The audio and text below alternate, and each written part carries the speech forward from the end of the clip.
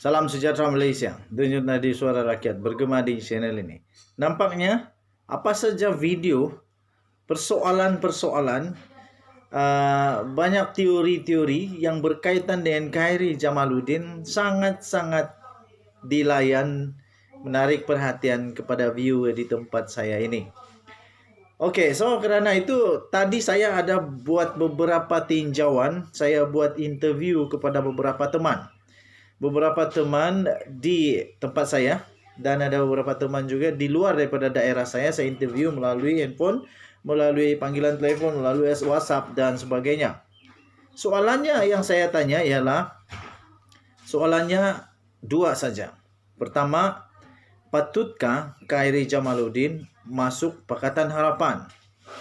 Dan soalan kedua saya ialah, jika Khairy Jamaluddin masuk Pakatan Harapan, diterimakah dia oleh Pakatan Harapan? Jadi soalan yang pertama itu, tuan-tuan dan puan-puan yang dihormati sekalian, soalannya, patutkah Khairy Jamaluddin masuk Pakatan Harapan?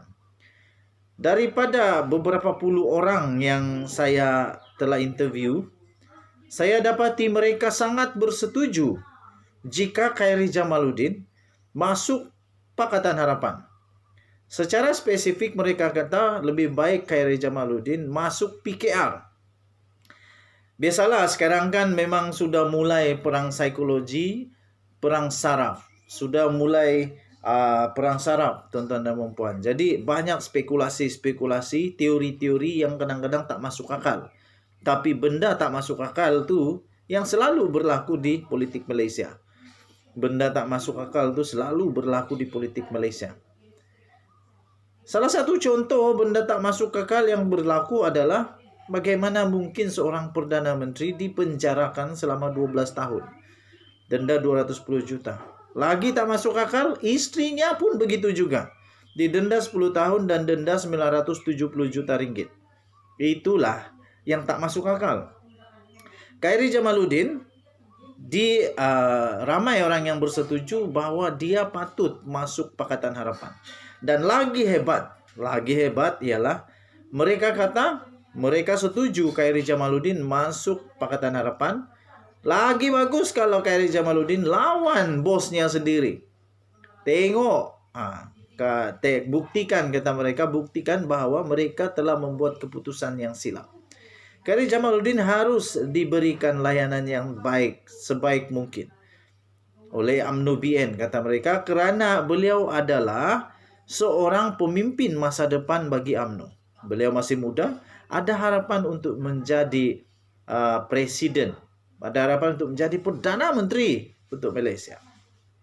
Itu yang pertama. Patutkah Khairy Jamaluddin masuk PKR, Pakatan Harapan atau PKR? Jawapannya, semua betul-betul semua setuju tau. Semua setuju. Saya pun heran kenapa semua setuju. Apa ada dengan Khairy Jamaluddin, saya pun tidak tahu. Apa ada dengan Pakatan Harapan, saya pun tidak pasti. Tapi semua kata bagus dia pergi sana, daripada dia bertanding di tempat yang dia tidak selamat dan dia kalah menurut mereka. Jadi soalan yang kedua, tuan-tuan dan puan-puan, kalau Khairy Jamaluddin masuk Pakatan Harapan, dia diterimakah oleh Pakatan Harapan? Dia diterimakah oleh Anwar Ibrahim? Dia diterimakah oleh Lim Guan Eng? Dia diterimakah oleh Mat Sabu? Jadi jawapan daripada saya punya soalan-soalan itu, soalan yang kedua itu, mereka kata, ya, dia akan diterima. Kenapa? Saya tanya kenapa? Kerana mereka kata Khairy Jamaluddin punya pendekatan dalam berpolitik tidak terlalu ekstremis, tidak terlalu mau membuat sesuatu dengan membabi buta begitu saja. Tapi dia lebih kepada moderate, sederhana, dan sebab itu kata mereka Khairy Jamaluddin akan mudah untuk diterima oleh pemimpin Pakatan Harapan dan mudah diterima oleh ahli-ahli akar umbi Pakatan Harapan. Jadi sama ada saya setuju atau tidak, kalau diorang pun tanya saya juga, kau macam mana? Saya kata Saya setuju kalau Khairy Jamaluddin tidak dicalonkan, kalau Khairy Jamaluddin tidak dicalonkan di Barisan Nasional UMNO, saya setuju kalau dia pergi cari satu tempat yang mana dia boleh dicalonkan. Kerana beliau adalah orang yang amat beraura untuk menjadi pemimpin. Walaupun ramai orang tidak suka dengan apa yang dia buat tentang vaksin. Tetapi vaksin itu sangat penting lah, Cik. Itu memang kerja dia. Nak buat macam mana? Takkan kita marah cikgu-cikgu mengajar anak kita marah-marah pula. Nah, sebab memang itu kerja dia orang. Takkan kita marah polis menangkap pencuri pula. Itu memang kerja dia orang. Walaupun pencuri itu adalah anak kita, penjenayah itu adalah saudara kita, memanglah polis kena tangkap pencuri. Jadi memang itu kerja dia. Sama dengan Khairy Jamaluddin. Memang kerja Khairy Jamaluddin untuk buat itu sebagai Menteri Kesehatan. Kalau dia tidak berani buat itu, dia tidak buat itu, dia tidak berani buat itu, dan dia tidak mau buat itu, untuk apa dia jadi Menteri Kesehatan? Kamu kena paham, kerja itu, tanggung jawab itu, Khairy Jamaluddin mungkin pun tidak suka dengan apa yang dia buat. Tapi kerana dia bertanggung jawab dan amanah itu dipikul dengan baik, kerana itu dia terpaksa buat begitu. Fahamlah. Takkan kita marah kalau tentera dia terpaksa berperang, dan untuk menyelamatkan kita dia terpaksa untuk berperang dengan orang. Takkan kita marah pula. Memang itu tugas dia. Memang itu kerja dia.